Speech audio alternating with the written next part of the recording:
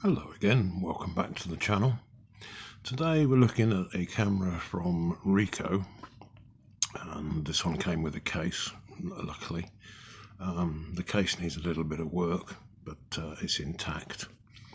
And the camera we're looking at today is a rather interesting 35mm SLR. Let me just take it out of the case. The reason it's in a case, and I'm rather pleased that it is because it has a selenium celled light meter. For those who don't know, those cells are sensitive to light, and if the camera is stored without those being covered in darkness, the cells will deteriorate. They do deteriorate over time. This camera was launched by Ricoh in 1963, and it was in fact their first 35mm single lens reflex, and it is called the Ricoh 35 Flex. So 1963 35mm single lens reflex. It's got a fixed lens and it has a leaf shutter, which was made by Ricoh. I believe it's written on the bottom there. Yep, Ricoh, made in Japan. What's interesting about it is it doesn't require any batteries, yet it is automatic. So it's rather heavy, it's metal construction. It's a rather interesting design of camera.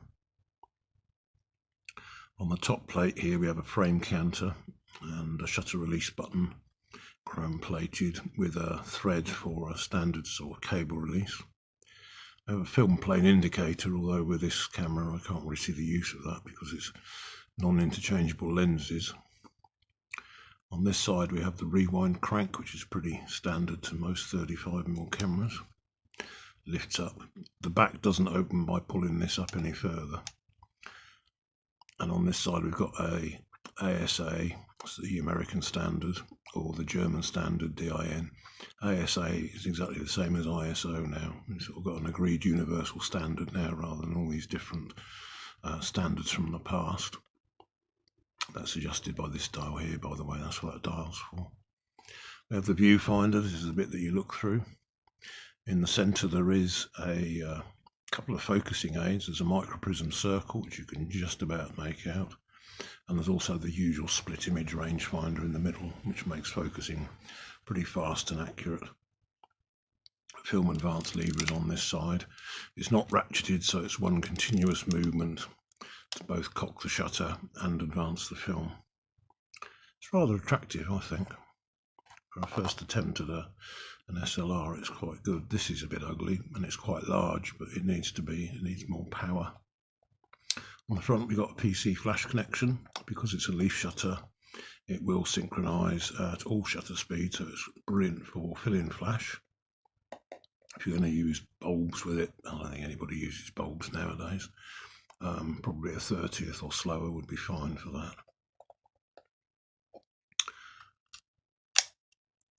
I'll cover the controls in another section of this video.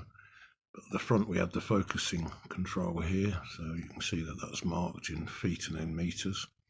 There is no depth of field scale, unfortunately, so there is a table apparently in the user manual. So if you plan on using one of these, it might be worth getting hold of a copy of the user manual online. Mr. Butkus has got it on his website. And then down here you can see there are various settings for aperture and shutter speed combinations. The lens is a 5 centimeters it's marked at, which is a really old way of marking focal lengths. That's a 50mm in today's terms. And it's an f2.8, which is about average for the time. It's not super fast compared to modern standards, but for the time it's around about right. And on the bottom we have two controls. One controls the shutter speed selection and one controls the aperture selection. On the bottom, the tripod mount and the usual push to rewind the film. It disconnects a sprocket drive. And on the back, that opens from a little catch at the bottom here, springs open. You can see quite clearly that there isn't a focal plane shutter because that would be here. Instead, it has two shutters. It has a leaf shutter in the lens and it also has this secondary shutter here, which in the moment is in a down position because the light that's coming through, the leaf shutter is open, the light that's coming through is going to the viewfinder. So when it actually goes to take a picture, it's a pretty complicated sequence of events. It has to close the leaf shutter, move the mirror up, open the second shutter, fire the leaf shutter to expose the film, close the leaf shutter, drop the mirror and the secondary shutter back down again. It's very, very similar in the way it operates to the Topcon Unirex I got a video on also, but that had the advantage of it had interchangeable lenses. So this was part of the camera body and the lenses just attached to the front. And there was quite a nice range of lenses for the Topcon. But yeah, very similar kind of system, also used by Hasselblad and Bronica. They use a similar kind of system with the two shutters. Take up spool, sprocket drive, pretty standard. Film cassette sits in this side. Let's push that up out of the way. Film pressure plate at the back and a little tab to keep the film canister in place. So overall, a very nicely made, quite heavy, good quality camera. In the next section, I'm going to show you how to load some film into this. And today yesterday, I did actually shoot some film through the camera just to see how well it was working and if there were any issues with it.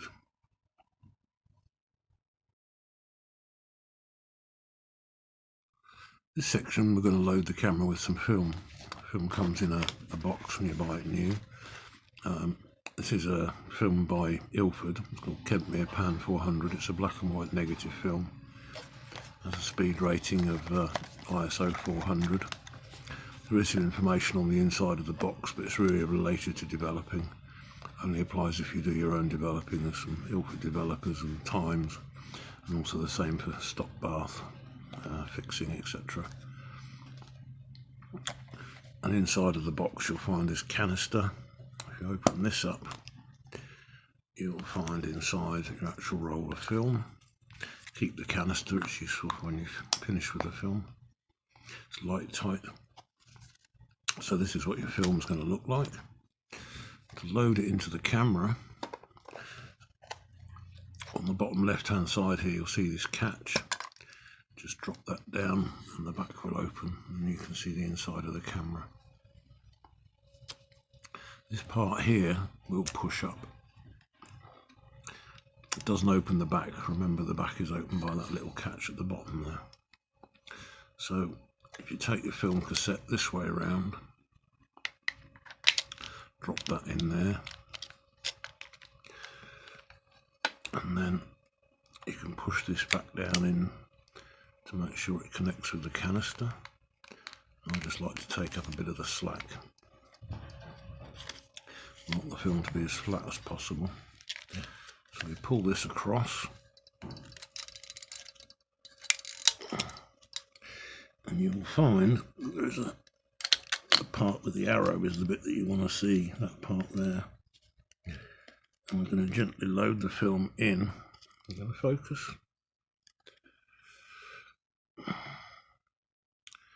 Focusing on my hand, not focusing on there. There you go, you can see it a bit better now. So this sort of slots into here. And you'll notice there's a little notch there that will grab hold of the film.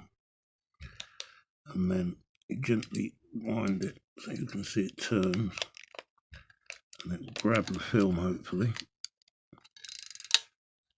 You need to fire the shutter every now and again.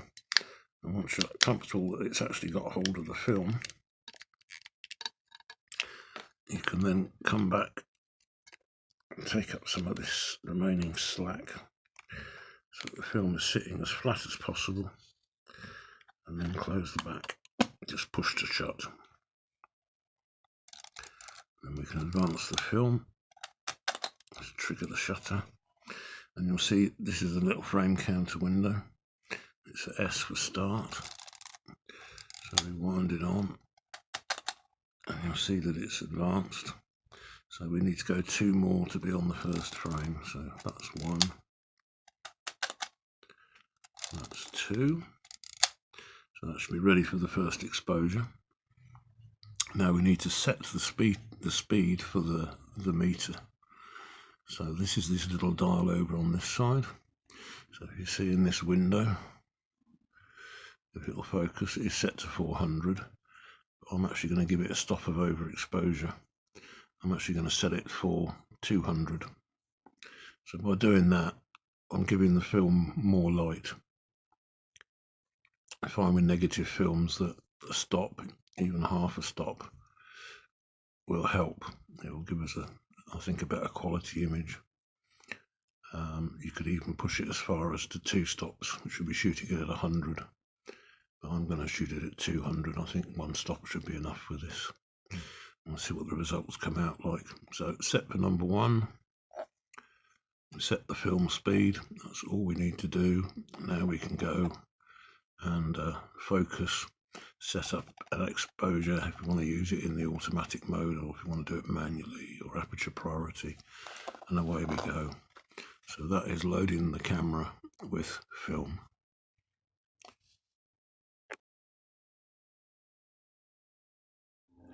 In this section I'm going to show you the controls on the camera.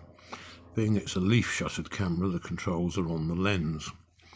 You'll notice on the bottom of the lens there are these 2 levers, one with a sort of a white dot and one with a red dot. And this is your aperture and your shutter speed settings. So if we look at this lever on the left hand side first of all, you can see that this changes the selected shutter speed. That's a 300th, 125th, a 60th of a second, 30th of a second, and B. And it also has an A for automatic. The other lever on the right hand side adjusts the aperture, so you can see that goes from 2.8, well, it starts with A, 2.8. You'll notice when I put it onto the A position that the shutter speed dial automatically goes to A as well.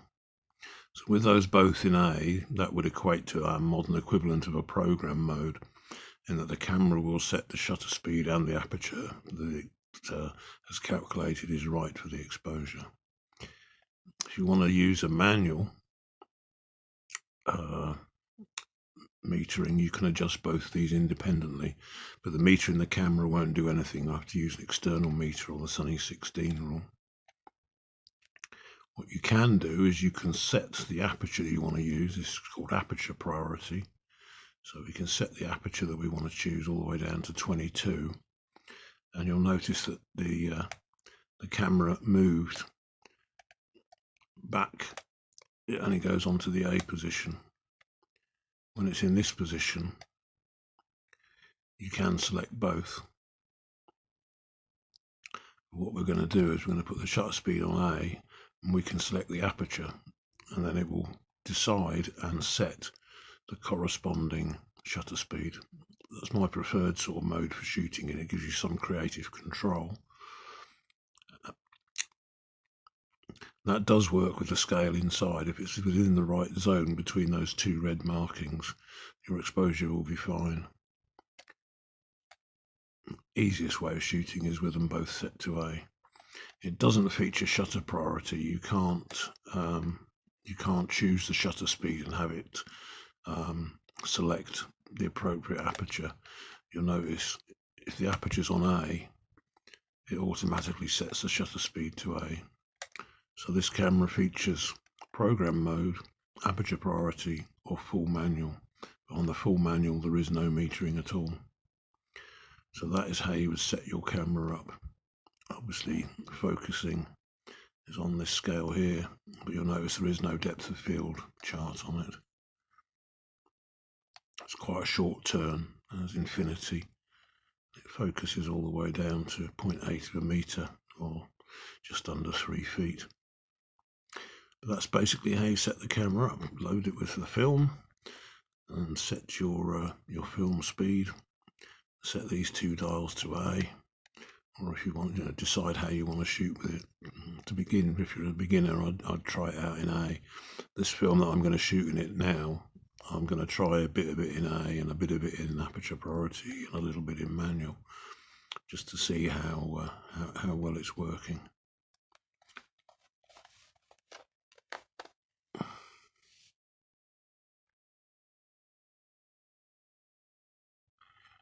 In this chapter, I'm going to show you how to deal with the unloading of the camera. So when you get to the end of the roll of film, you'll see that the frame counter will indicate how many exposures you've taken, but you'll also find that you can't advance the film anymore. This will become stiff. So when that happens, you need to rewind the exposed film on this side back into the canister. Now, don't ever do this when you've got film in the camera that you're actually using, but I've got a test roll in here that's been exposed to light already, just to show you how a camera basically works. Unexposed film in this canister is drawn across, is exposed in this area here. When you wind this handle, this drives the exposed film over onto this side where it's collected here, and then when we get to the end of the roll of film, we have to rewind that back into the canister to keep it light tight. Like I say, don't ever open the back of a camera when you've got film in it that you've been shooting on. This film is just a test film. It's been exposed to light loads of times. It's just a junk film, just to demonstrate the internal workings of the camera and how it works, how it gets driven by these teeth in these sprockets. That's why the sprockets along each side of the film. This actually was, what still is, cine film. So they use these sprockets to drive it through the cameras at 24 frames a second, and also through projectors to project the film at 24 frames a second. But we use shorter lengths of it. This is all thanks to Mr. Barnack at Leica. He came up with this idea of putting cine film through smaller cameras to take photographs. But yeah, your exposed film ends up wound over here. It's still sensitive to light until it's been processed. So I'll do it with the back open so you can see what happens. At the moment, this drive will only go forward. It will only go to the right. It will only go that way. When I push this button in on the bottom, it's the same on a lot of these cameras. You'll see it stays into place. Then you can fold out this handle here, and then you can rewind the film, and you'll see it being pulled backwards and being wound back into the cassette. Like I say, you always do this with the back closed, because you don't want this film fogged to light, because you'll end up losing your pictures. Because I develop my own films, when you heard that click, that's when I normally stop, because I want to leave this leader pass out. It makes it easier for loading into a spiral for developing. If you're sending it to a lab, just wind it all the way in, just give it a few more turns so there's no leader left out and exposed. Pull up this little lever again, and then you'll find that the film cassette, he says, will just come out like so, and then that would go back into one of these light tight containers, and then you take that off and get it developed. There's no writing on this one because it's a reloadable cassette. This one I use to load bulk film onto one of these. The ends come off. You can reuse them a few times anyway, but that's a different topic altogether. Normal film canister, you've seen this is half of it. I only shot half of the roll for testing today. I just went out in the garden and shot a few exposures off. But that's how you unload the camera. Obviously then you can put another fresh roll in following the loading film, and then you can carry on with the next film. But important, don't forget, don't open the back when there's a film that you're actually shooting on in the camera. Do all of that with the back shut. I've just opened it to show you the process.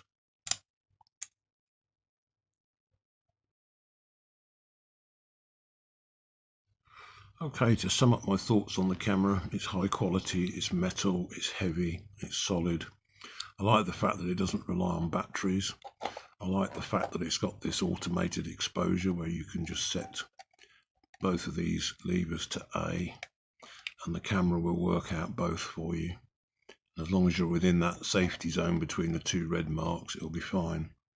The downside is it doesn't give you very much information about what shutter speed and aperture it's chosen. It really very much becomes a sort of point and shoot, and you can kind of, once you've got a bit of experience, you can kind of know in sunny weather, depending on the speed of the film, roughly where you should be with the shutter speed and the apertures. You can also use it as an aperture priority. You can leave the shutter speed on A, and you can choose an aperture, and it will work out and set the corresponding shutter speed. So it's got like a program mode, which would be the 2A's. It's got aperture priority, where you can select the aperture. It will sort out the shutter side of things. And of course you can use the two of them on manual, but there's no metering when it's in manual. If you wanted to shoot Sunny 16, for example, or use an external light meter, that's how you could do it. So 3 different modes. Very, very interesting, with no batteries. That's what I quite like about the camera. I dislike the fact that it's got a fixed lens, but I can understand the reason why it has. Now, I shot a film to see exactly what it was like and whether it would work. You see that bottom lever will pop out again when I advance the film. You can see that's popped back down. So this is the film I loaded. This is some HP5 that I put in the camera yesterday and sort of shot off. That's the end of the film on the inside. Again, there's nothing remarkable. There's nothing worth printing here. It's just really to see what the camera looks like. This is developed in Rodinal at 1:50. So that's 1 part Rodinal for 50 of water, and it was developed for 15 minutes, 15 seconds of agitation at the start of each minute, and that was about it, really. It is Kentmere 400, but looking at it, film transport's working great. It's not chewing up the sprockets. It's not breaking the sprockets as the film's moving through the camera. The spacing between each image seems fairly equal, so I don't have any issues with the film transport. The exposure is not exactly brilliant, I don't think, but maybe it's been sat too long with the cells covered and they need a bit of exposure to light to kind of regenerate them to get them working properly. I didn't check with a separate meter. I thought I'm just going to wing it and see what comes out. So these are just shots of plants in the garden. There's a chair there as well. That one I was experimenting with, so I know I overexposed that one big time. I was shooting at 2.8 when it was bright sunshine outside, and it didn't like that at all. But yeah, the spacing's fine. The shutters are working fine. I'm not getting foggy, and the second shutter isn't slow or anything like that. There is, there's nothing wrong with the camera and the way that it works. I did look at these under a loupe, and the contrast is not exactly brilliant on them. That might be down to the development and the developer. But Rodinal's very economical. It's ideal for these sort of shots. So I just want to see if the camera actually works. And there's no real major problems with it. I'm never going to print any of these off. They're just junk snaps around the garden, really. So that's why I only shot half of a roll. But there you go, folks. That is the Ricoh 35 Flex. Interesting camera. I wouldn't really recommend it for everyday use. There are far more capable cameras out there, and if you're going to buy an SLR, I think interchangeable lenses is one of the main reasons for doing so. But I congratulate Ricoh on their technical craftsmanship. This camera's it's a year younger than me, so it's approaching 60 years old, and it still works. That's quite an achievement. It's lasted well past the time it was probably planned for. And yeah, it's an interesting collector's piece, but as I say, I wouldn't recommend it for anyone thinking about really getting into photography. They're not that common, they're not that expensive, but I just thought it was an interesting camera because of the leaf shuttered single lens reflex action of the camera. Thank you very much for watching. Comments, questions, queries, etc. down below.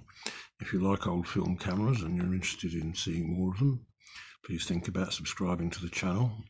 If you like this video, click the old like button, all the usual YouTube rubbish that everybody says. And I look forward to seeing you in the next one. Take care. Bye.